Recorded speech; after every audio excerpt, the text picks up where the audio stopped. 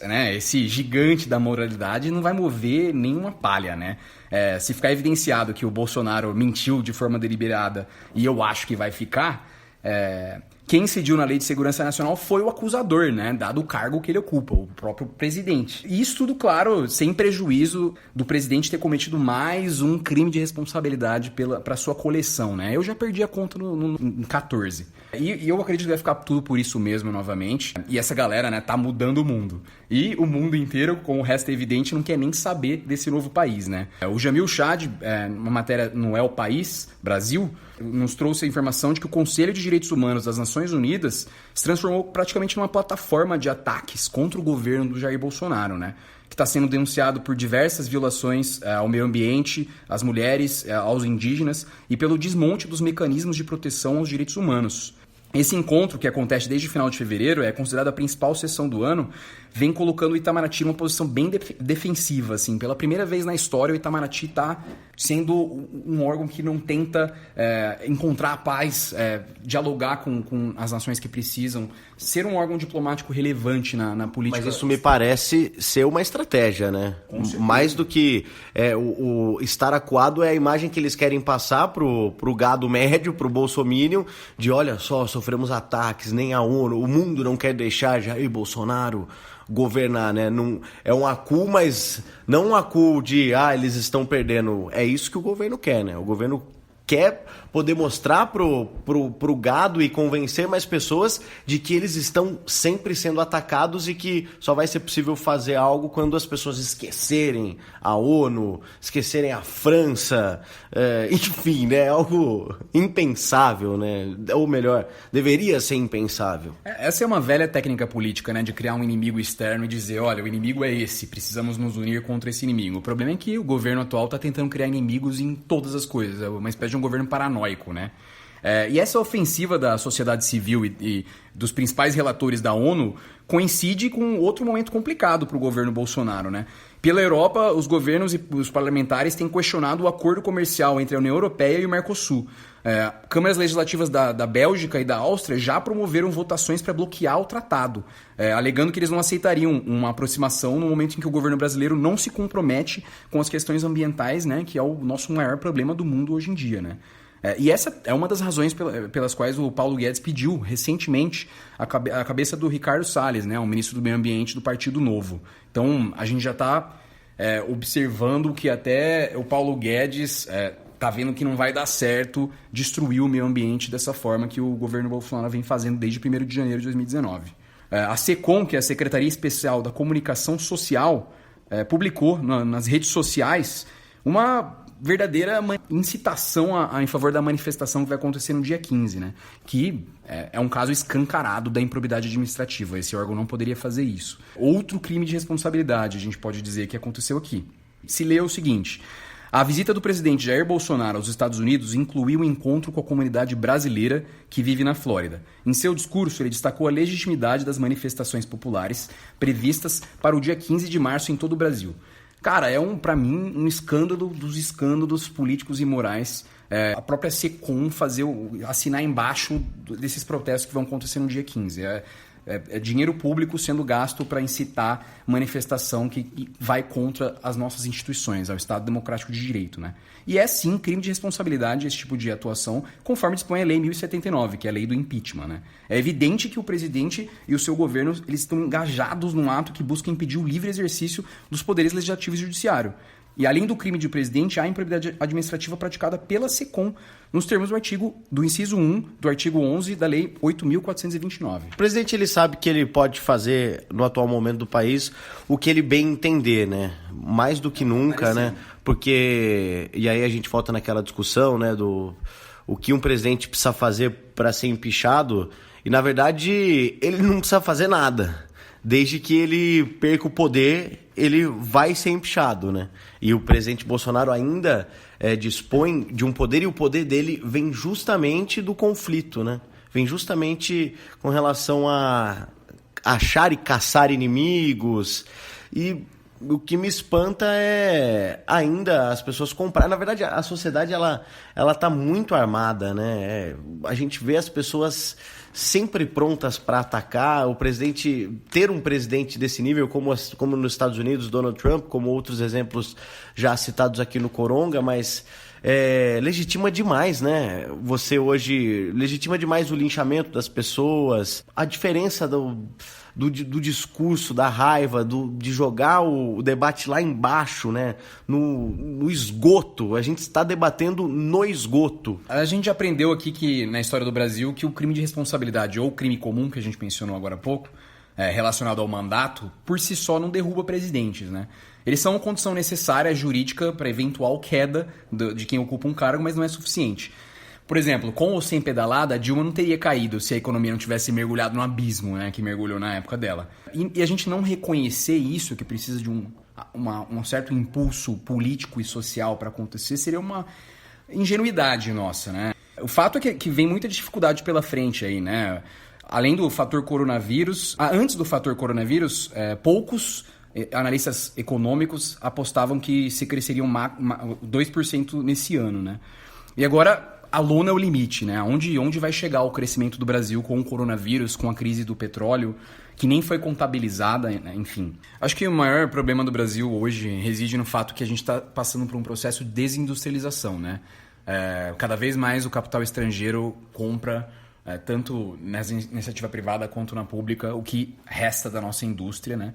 E quando o capital estrangeiro é dono de determinado investimento no país, o lucro daquele empreendimento raramente fica aqui no país, né? Vai para fora, vai para quem é dono do dinheiro, dono do negócio efetivamente. Além disso, a gente é um país de commodity, né? A grande fonte de renda do Brasil é venda de soja, venda de gado, venda de produtos que são base, não produtos industrializados que se utilizam de uma tecnologia complexa, né? Que exige um preparo industrial, que exige uma educação mais refinada das pessoas que trabalhem nisso. Então, o Brasil está numa posição muito frágil, porque por depender, né, tanto do capital estrangeiro quanto da venda de commodities, grandes crises, né, como o coronavírus, né, que hoje se transformou numa pandemia, segundo a Organização Mundial de Saúde, que é um órgão da ONU, afeta o mercado no mundo inteiro. Caiu os Estados Unidos e vai cair no Brasil muito mais. Porque os Estados Unidos está... Precisava cair tanto? Eu fico pensando... Eu entendo até... Outro dia eu falei aqui, né, que eu não levo muito essa questão de saúde, porque tudo mata. E eu acho que a gente vive epidemia de muitas coisas, pandemias e tudo mais. Porém, ok, é fato, tá aí. Mas por quê? Por que cai tanto? Precisava isso ser tão determinante? Bem importante essa sua pergunta, porque um vírus como o corona, né, ao atingir esse patamar de pandemia, ele acaba afetando a economia em níveis que a gente nem faz ideia. Então, por exemplo, na China, onde produz, dando um exemplo específico, onde se produzem os aparelhos da Apple, né, o iPhone, diversas fábricas estão fechadas ou funcionam em turnos reduzidos. Poucas pessoas estão indo trabalhar isso, e a Apple já anunciou que os lucros dela não vão ser o que eles esperavam por conta do corona.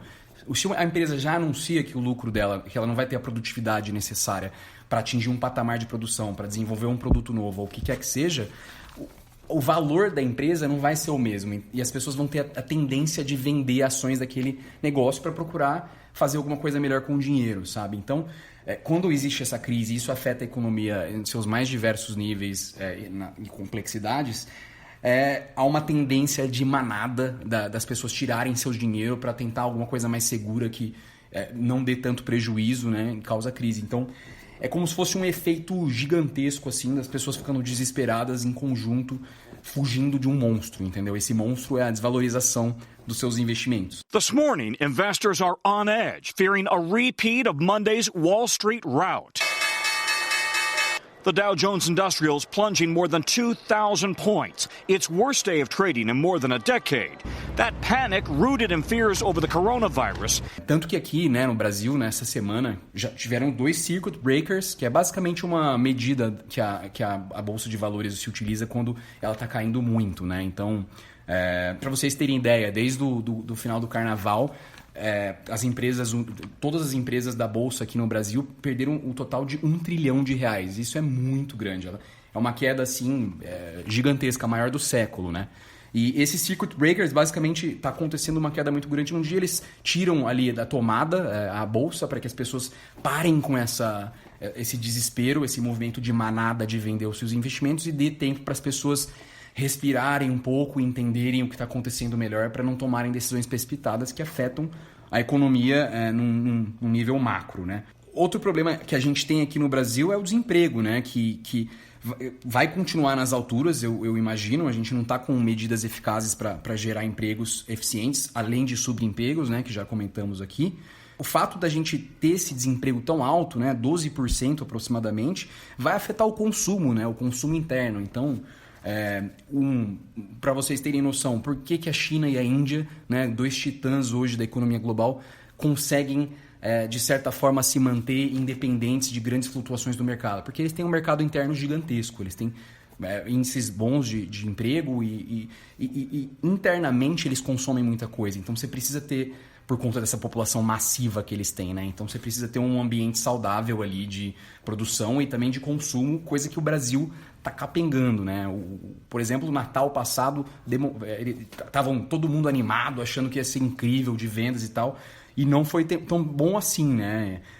Inclusive, né, a gente tem até o Ciro Gomes prevendo o que ia acontecer com a Bolsa agora no mês passado, né? O crack da Bolsa. Diante da piora das expectativas para a atividade mundial, né, com essa epidemia do coronavírus, o Ministério da Economia reduziu a projeção oficial para o crescimento do PIB de 2020 de 2,40 para 2,10. E como a gente já tinha falado, não levando em consideração ainda os efeitos da recente crise de petróleo, né? Que Arábia Saudita e Rússia deram uma manipulada no mercado, abaixaram o preço.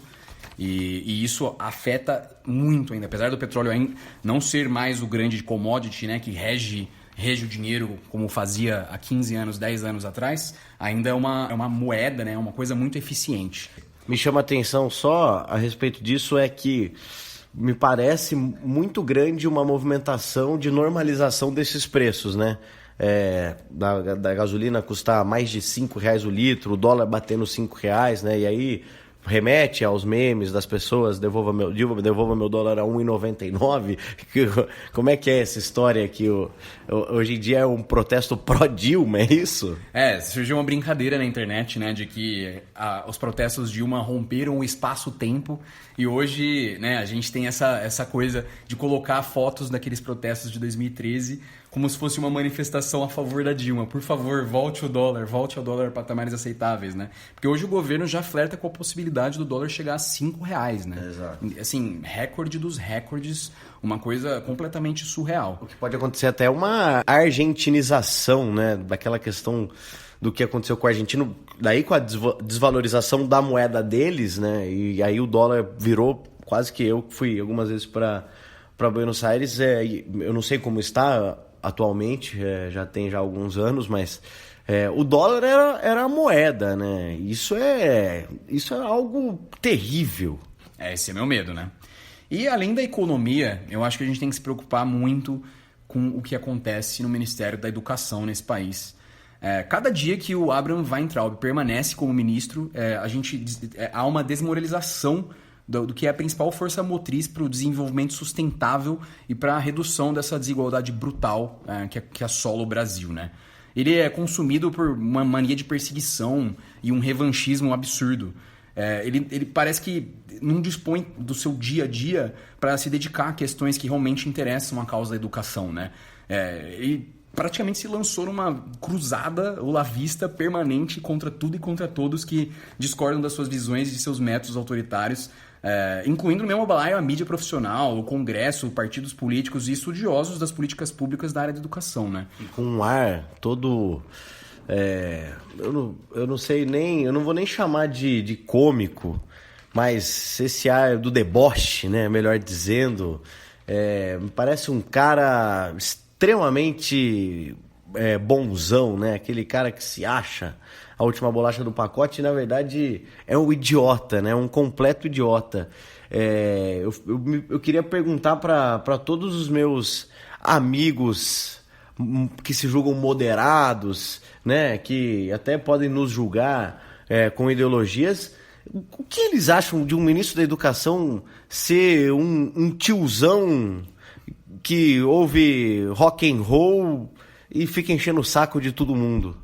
Olha, eu não sei, inclusive em uma... Ideias estúpidas. Ele deu uma entrevista jogando o microfone, aquele meme, né, do Drop the Mic. Tudo isso a gente viu que estava errado. Está 100% descontingenciado e eu só tenho mais uma coisa a falar.